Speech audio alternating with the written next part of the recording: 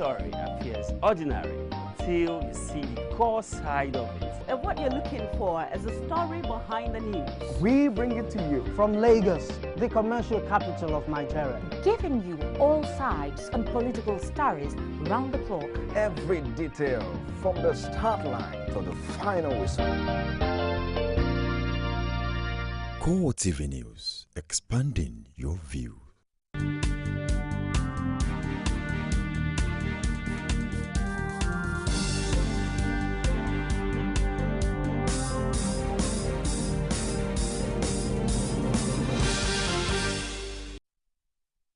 Hello and welcome to CoreTV Primetime News. I am Nifemi Oguntoye. In our major story, 50 feet dead as Synagogue Church of All Nations collapses in Lagos.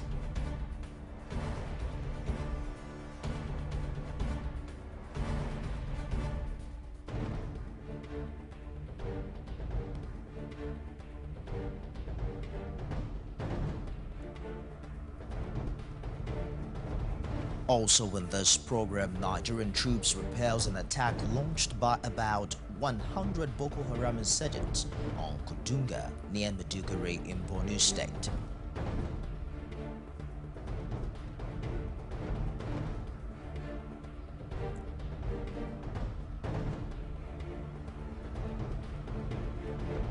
"8,000 pro-Jonathan groups set to converge on Abuja for a national summit ahead of the 2015 general elections."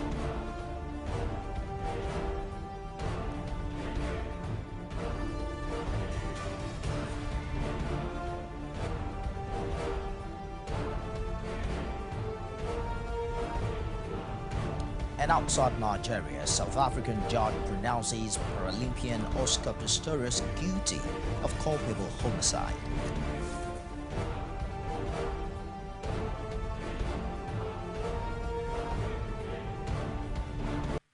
Thanks for joining us again tonight. We'll begin in Lagos, where no fewer than 50 persons have been feared, with several others injured during the collapse of a 6-story building in the Synagogue Church of All Nations in Ikotu, Lagos, on Friday. Ambulances were seen taking people out of the collapsed building to the Isolo General Hospital. There had yet to be an official confirmation of the number of casualties. Policemen were on ground dispersing crowds who were gathered outside the gate of the collapsed building. National Emergency Management Agency and the Nigerian Security and Civil Defense Corps were also on the ground.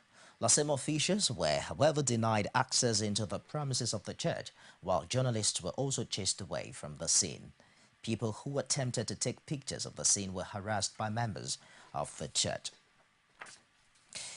The army authorities say troops repelled an attack launched by about 100 Boko Haram insurgents on Kudunga, located about 35 kilometers from Maiduguri, after 3 hours of fierce fighting. The information is contained in a statement signed by Colonel Timothy Atinga on behalf of the Directorate of Army Public Relations. Atinga disclosed that the terrorists launched what he described as a massive attack at about 5:30 a.m. on Friday. He says Boko Haram also suffered extensive loss in equipment. According to him, 3 Hilux vans and 1 Buffalo vehicle with mounted anti-aircraft guns, 3 general-purpose machine guns, over 30 AK-47 rifles, and 2 global positioning systems were recovered. The army spokesman added that 4 soldiers were wounded, but noted that the area is still being combed for terrorists who may have escaped with bullet wounds. The army has denied that former Niger Delta militants are to be enlisted into the military to boost the ongoing war against insurgency. Chief of Army Staff Lieutenant General Kenneth Manima told journalists in Kaduna that there was no plan to bring ex-militants into the armed forces. General Manima, who spoke on the sidelines of the commissioning of the Radio Diagnosis Center of the 44 Nigerian military, has the capacity to rout out the terrorists. He added that the hospital was part of efforts by the army authorities to boost the health and welfare of military personnel. The nation's rising insecurity profile has continued to generate attention.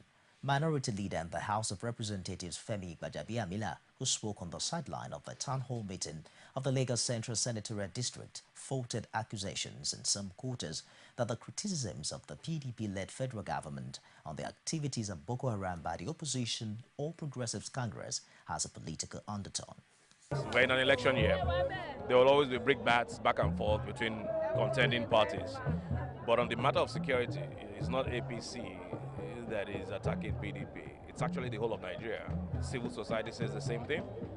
The religious community say the same thing, that the government is not doing enough, and that the government is not showing capacity to confront it. It's not APC versus PDP. It's the whole of Nigeria versus PDP. What APC is saying is only echoing what everybody else in Nigeria is saying. He added that intrigues playing around the revelation that former Borno State Governor Ali Modu Sharif and past Chief of Army Staff Azubike Hiyejerika are sponsors of Boko Haram is uncalled for. Responsible government, for something so serious, the first thing they'll do is to investigate, not turn it into partisan politics or tribal politics. The first thing any responsible government should do with an accusation like that, with something that has troubled this country, the number one problem in this country is security, coming from somebody who you, the federal government, employed, the first thing you need to do is to investigate, and they're not doing that. While over 8,000 pro-Jonathan groups are expected in Abuja next week for a national summit for good luck support groups, the forum, according to the organizers, is to harmonize the groups for a better coordination ahead of the 2015 elections. National coordinator of the Good Luck Support Group, Rufai Alkali, disclosed this at a news conference in Abuja. He explained that participating groups are those that scaled through the recent screening exercise. Rufai, who is also the presidential advisor on political affairs, used the briefing to clear the air on funding of the pro-Jonathan groups.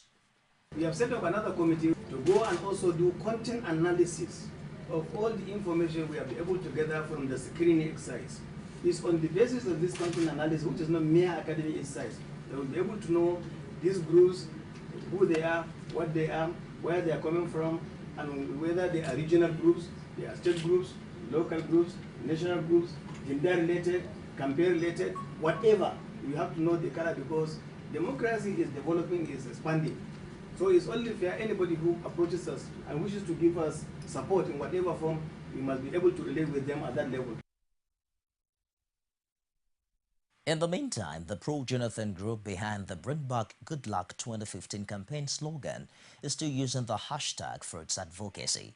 Members of the Good Luck Initiative for Transformation and Bring Back Good Luck 2015 signs displayed on their t-shirts as they held a roadshow through the Abuja city center. The group, which is calling on President Goodluck Jonathan to declare second-term bid, was however pulled down banners and posters with the slogan. The hashtag had widely been criticized as an offensive parody of the Bring Back Our Girls campaign, but the leaders of the campaign group do not see it that way.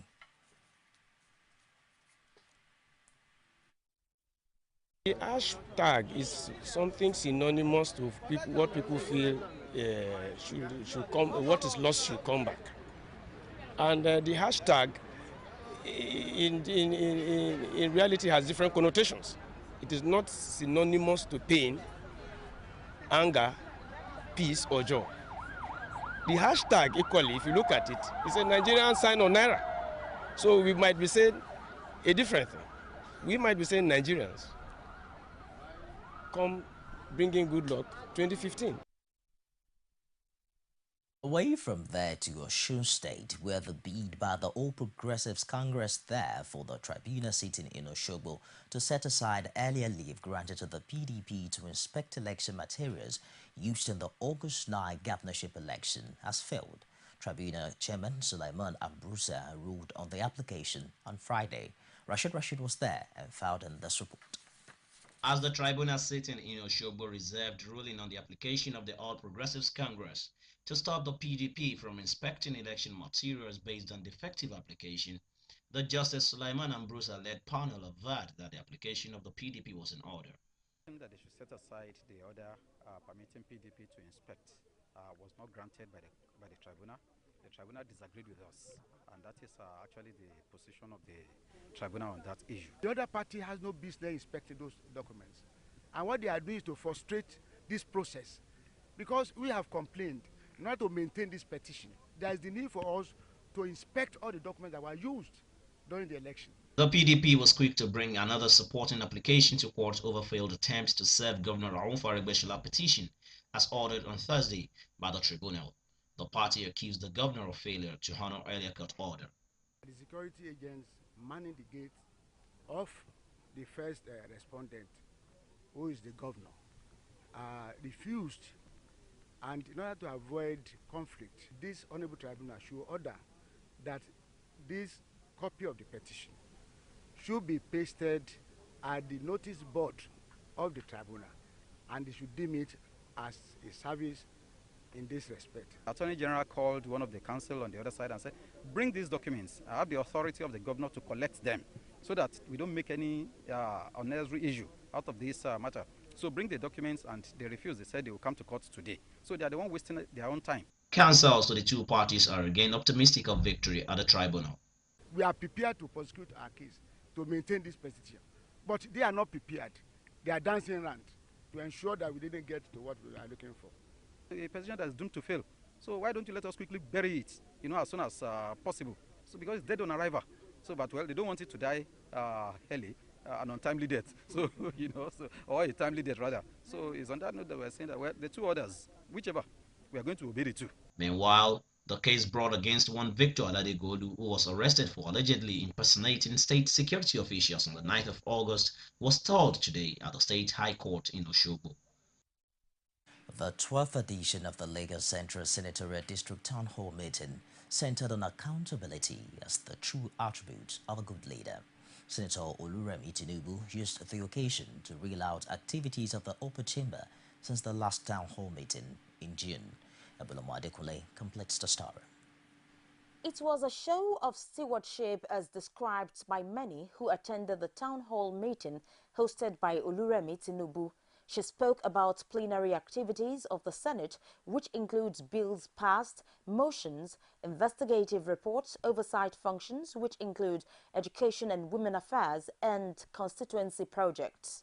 The Senate considered the report of the Joint Committee on the Review of the 1999 Constitution and Independent National Electoral Commission (INEC) on the Electoral Act 2010 Amendment Bill 2014 on 3rd July 2014 and adopted the recommendations of the committee in passing the bill. On July 9, 2014, the Senate also adopted the report of the Committee on Education on Federal Capital Territory College of Education Establishment, etc. Bill 2014 and also passed the bill. The much-awaited report of the Committee on Finance on the alleged unremitted $49.9 billion by the Nigerian National Petroleum Corporation (NNPC) was considered on 10th July 2014. While the Senate adopted some of the recommendations of the committee, it refused to accede to the demand for subsidy removal. High point of the event was the award of monetary assistance to widows in the constituency in the tone of 16 million naira, with 650 widows getting 25,000 naira each. Oluremi expressed the necessity of the occasion. Women are still underpaid. We're underpaid. And like I said, even in our culture, and what I said is not joking matter, that is what happens. When a woman dies in a husband's house, you know what they will do, especially in the Yoruba culture? They will ask a woman to sleep with him that night so that the ghost of the woman won't come and haunt him. So the men know how to settle themselves and take care of themselves. I came up with what transpired in the United Nations, where a bill came up from Gabon. There was a resolution that, they want to look at the plight of widowhood. Even when you go up to the east, you know the plight of widows. We all know. So it's not something to say we're trying to, treat as a trivial matter. It's really biting hard on widows in our culture. Participants and beneficiaries of the occasion lauded the initiative and prayed for its continuity. Let me say it's a laudable effort a commendable one indeed, in the sense that today about 650 widows are given some sort of support to be able to carry on in life. It's something that's very commendable. You should not only add to the good of these people that are the beneficiaries. It's also a way of elevating poverty in the sense that their life, they are going to do something good with it, as we have advised them in the hall today. I just want to thank God for my life, for the life of Mrs. Senator Oluremi Tinubu, for at least appreciate us, we widow. Because what I see here today, I don't believe it. Because when I got the invitation, I thought there is something, I don't even count it. But when we got here, at least, for appreciate us here, for giving us at least 25,000 each. We are 650 people in numbers, and I'm one of them. I just want to thank her and thank God for her life. If the mood of the event is anything to go by, democracy can be described as yielding its dividends when accountability becomes the watchword. Ebunlomo Adekunle, CoreTV News, Lagos. You're watching CoreTV Primetime News live from Lagos. We'll take a break and return with more stories. Don't go away. This needs precision. Yes! Got to get her home before her curfew. My dad! Uh-oh, got to get her home fast. If we cut across 3 streets in 3 minutes and speed across the market in 2, should make it to the Can we make it? If we take the stairs at 30 seconds per flight, we just might. Yes! Made it in time. Mission accomplished. Get everyday energy fast with Lucozade Boost. There is an Ebola virus epidemic in some West African countries. The Nigerian government wants you to be aware and watch out against the spread of Ebola in your community. Help keep our country safe and watch out for severe cases of fever, headaches, diarrhea, chest and abdominal pain, sore throat, cough, red eyes and bleeding from the eyes, ears and nose, especially when these symptoms are found in persons coming into Nigeria from other West African countries. Protect yourself. Wash your hands regularly with soap and running water or use a hand sanitizer. Avoid contact with the blood, urine, feces or saliva of animals like bats, monkeys, gorillas, chimpanzees or infected persons. The Ebola virus is deadly. Don't catch it. Don't spread it. This message is brought to you by the Federal Ministry of Information. Glad to have you join us on another edition of The Political Arena, the most detailed and incisive political show. If you are a sitting governor and the opposition is able to stomach structure against you, that means you are wicked to the people. Until the end of our time, I'm the legitimate authority to govern this country. They gave me 20 minutes to move or they will shoot me. He has no chance for survival. If he likes himself, this is the best time to get out before he perishes. The PDP as a ruling party has failed. So anybody who thinks that government will fold his hands and allow miscreants to take over the streets of Osun State and cause havoc is deceiving himself. The good, bad, ugly and beautiful sides of the Nigerian political system. Join me every Sunday at 9:15 p.m. on CoreTV News. One continent, 54 countries, over 2,000 languages, but united with similar interests. As news breaks, we give you in-depth analysis around Africa every Monday on CoreTV News.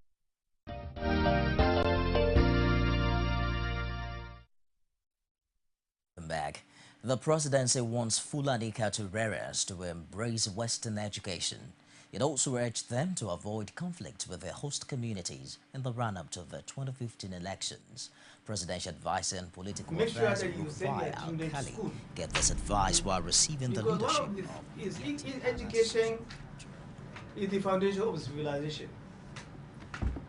And education is the instrument of liberation of all societies, historically, and certainly in contemporary times. So, if the opportunity is now, and then the transformation can start from our own homes, because by transforming from our traditional style of taking education for granted, we can now take it as a responsibility in our families. Personally, I've been doing my best at the level of promoting education at every level in my life.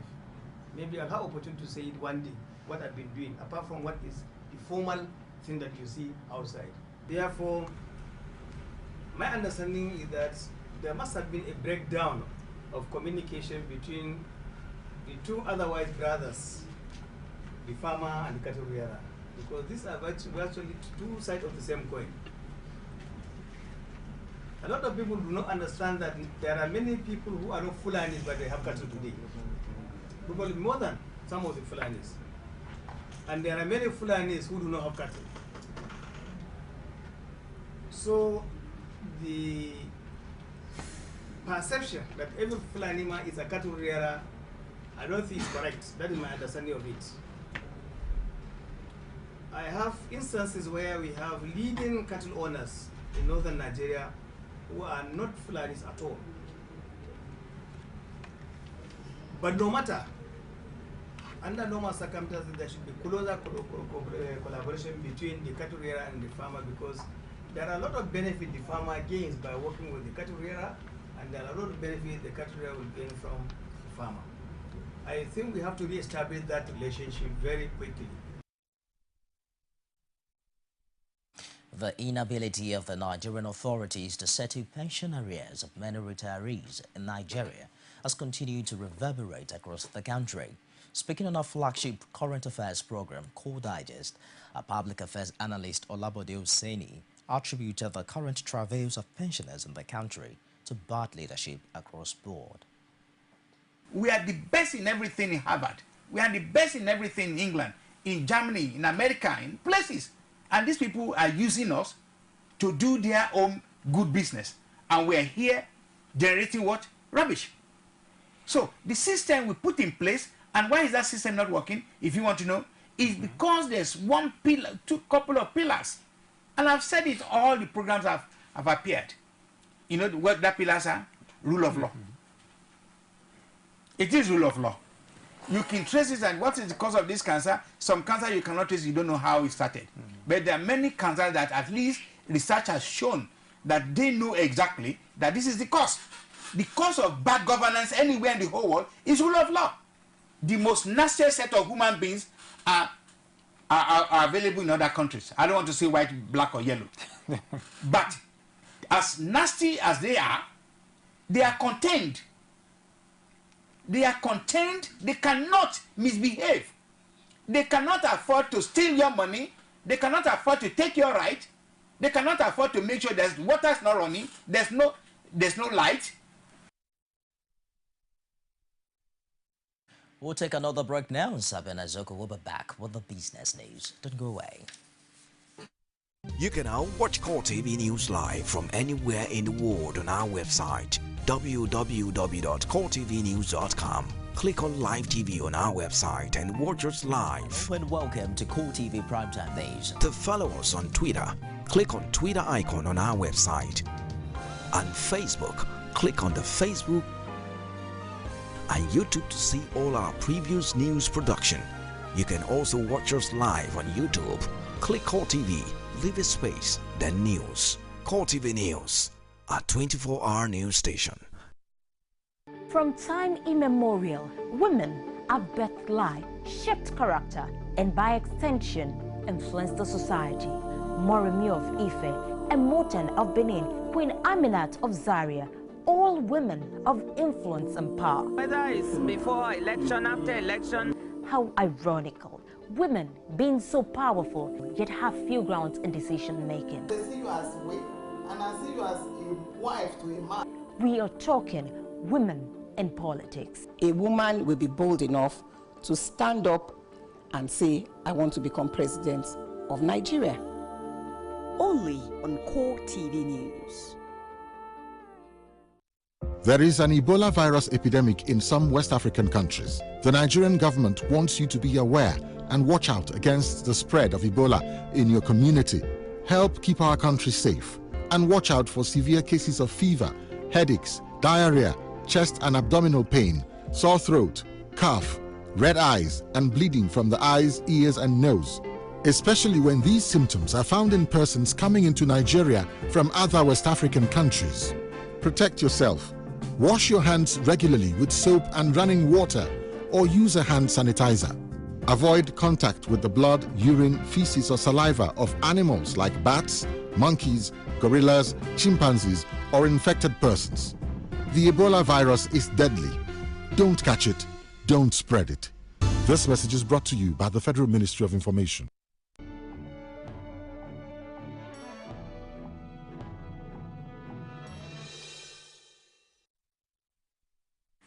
Hello there and welcome to Business News with me, Sabena Izoku.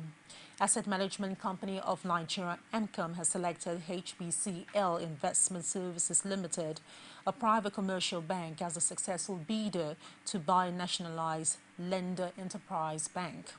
The state-owned Rescue Bank had sought bidders for the sale of Enterprise Bank following a $4 billion central bank bailout that saved several Nigerian lenders from near bankruptcy in 2009.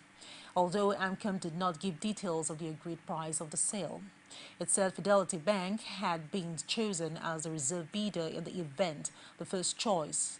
HISL could not complete the transaction as agreed. Enterprise Bank, with over 160 branches, is the first bank to be put up for sale by AMCOM, which was set up to help resolve the 2009 banking crisis triggered by reckless lending and stock market collapse in 2008. Spring Bank, now Enterprise Bank, was nationalized in 2011 and recapitalized by AMCOM. On the capital market, offshore portfolio investors pulled out 426.37 billion naira from the stock market through sales transaction and outright liquidation of their portfolio investments. This amount represents 55.98% of foreign portfolio transactions valued at 761.57 billion naira made within the same period. Inflows, which include purchases transaction on the Nigerian Stock Exchange, equities only, accounted for the balance of 335.2 billion naira. Foreign investors are major buyers of the Nigerian equities, but recent trends, including the country's rising socio-political instability, as well as low returns, among reasons for the ceding of the greater percentage of the equities holding to domestic equity buyers. Divergent monetary policy direction are primary factors, including capital flows in global financial markets too. Foreign portfolio investors ceded about 49.66% of trading to domestic investors as foreign transactions decreased significantly from 49.28% to 25.17% over the same period. On the stock market report, the equity transaction ended on a very negative note today on the floor of the Nigerian Stock Exchange. The All Shares Index depreciated by 0.21% to close at 40,672.94 basis points. Market capitalization decreased and closes in the same manner at 13.43 trillion naira. In all, a total of 263 million shares valued at 2.8 billion naira exchanged in 4,780 deals. Report shows that 40 Oil topped the gainers chart, followed by Guinness, Pesco, Eco Transnational Incorporated, and Zenith Bank. On the other hand, Dangote Cement PLC topped the losers chart, followed by PZ, UACN, Flour Mill, and Union Dicon. Meanwhile, here are the top 5 trades.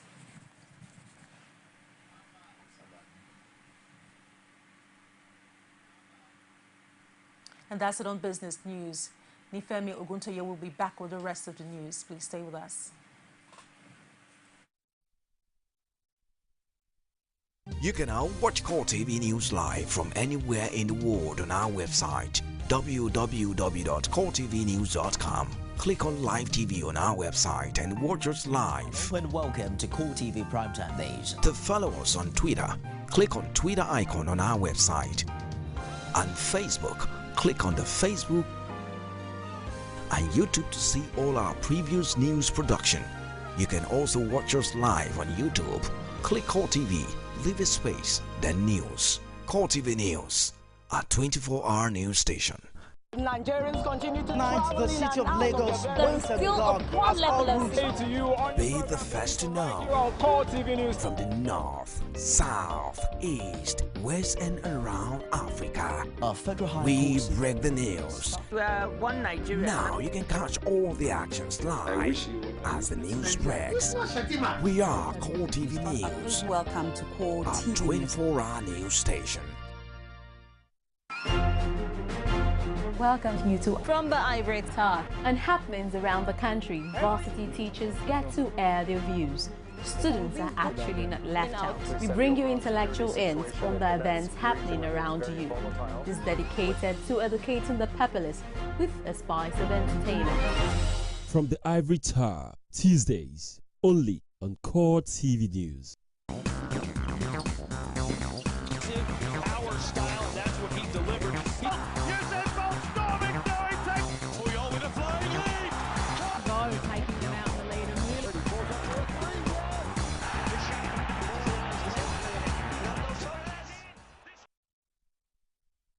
On sports tonight, Nigeria's Golden Eaglets are confident of victory in an African Under-17 qualifier in Gabon, despite a tight travel schedule.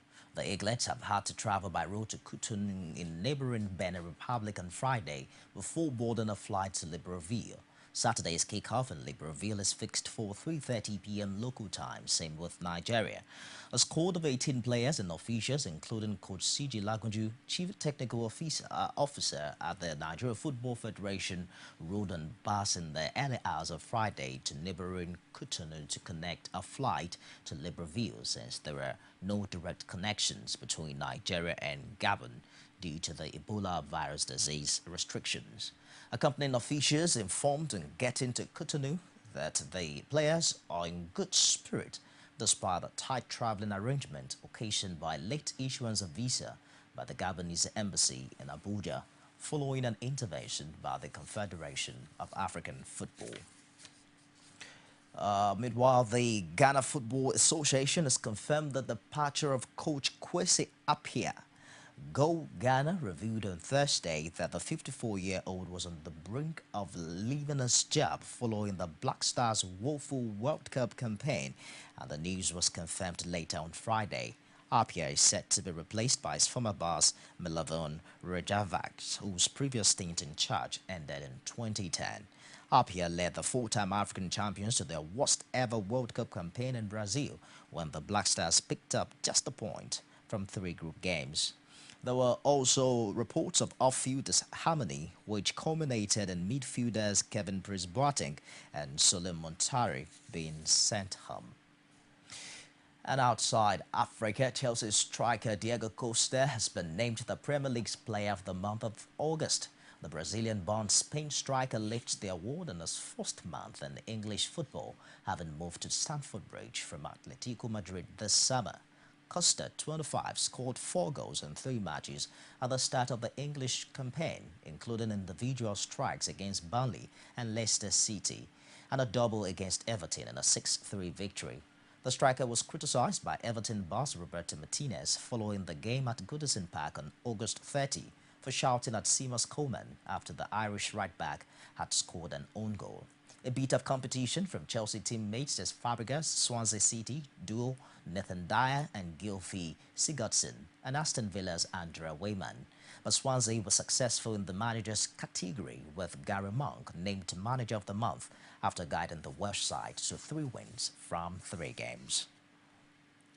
Well, the Atletico Madrid boss says rival supporters have been glowing their praise and says a side should be compared to Diego Maradona's Napoli. Diego Simon revealed that he was motivated by praise from Real Madrid fans ahead of Saturday's derby at Santiago Bernabeu. Simon guided Atletico Madrid to the Liga title against the odds last season and also led the side to the Champions League final, which Real won after extra time. The former Argentina international wrote of Atletico's chances of retaining their title at the start of the current campaign, but said praise from Real fans has given him extra motivation as the Spanish champions prepare to renew the rivalries with Carlo Ancelotti's side. Simeone stated that he was not interested in personal plaudits on the back of what he achieved last season. And in Formula One, a Mercedes boss, Dr. Wolff, says a ban on giving advice to drivers over the radio is unclear and controversial. Teams are concerned the ruling will have consequences the governing body, the FIA, has not considered. The FIA has given some examples of what it considers legal and illegal under the new approach. Teams would still be allowed to tell their drivers when to come in for a pit stop, information about other cars on track or team orders. But they would be forbidden to give them any advice about how to gain time by altering their approach to certain corners, warn them about full conception or brake wear, or give instruction about car or engine settings. Race director Charlie Whiting plans to discuss the ruling in detail with the teams in the days leading up to the next race in Singapore on 19 to 21 September to ensure the new directive is clear. South African athlete Oscar Pistorius has been found guilty of culpable homicide. Find out details of that story after this break. You can now watch CoreTV News live from anywhere in the world on our website www.coretvnews.com. Click on Live TV on our website and watch us live. And welcome to CoreTV Primetime Days. To follow us on Twitter, click on Twitter icon on our website. On Facebook, click on the Facebook and YouTube to see all our previous news production. You can also watch us live on YouTube. Click CoreTV, leave a space, then News. CoreTV News, a 24-hour news station.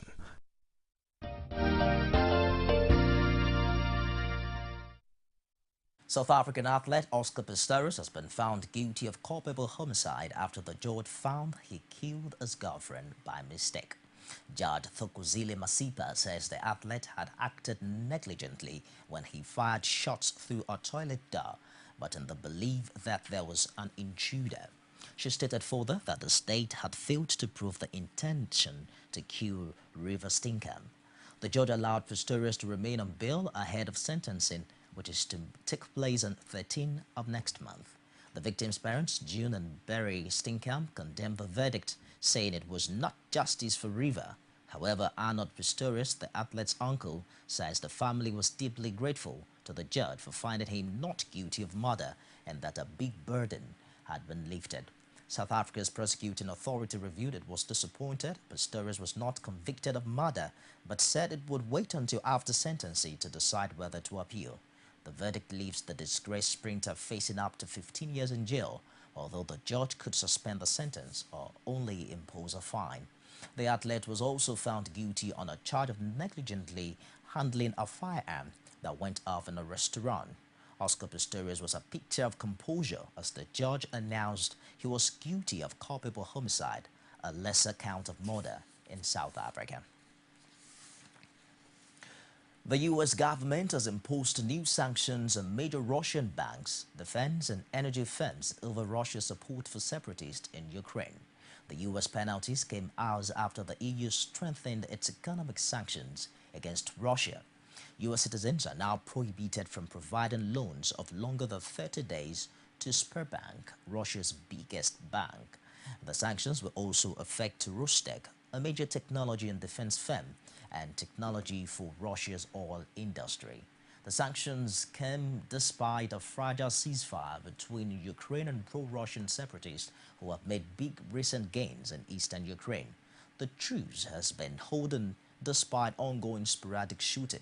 Both the EU and US say the sanctions can be eased if progress is made on the ground towards peace. Reacting to the EU sanctions, Russian President Vladimir Putin warned that they could undermine the ceasefire in Ukraine.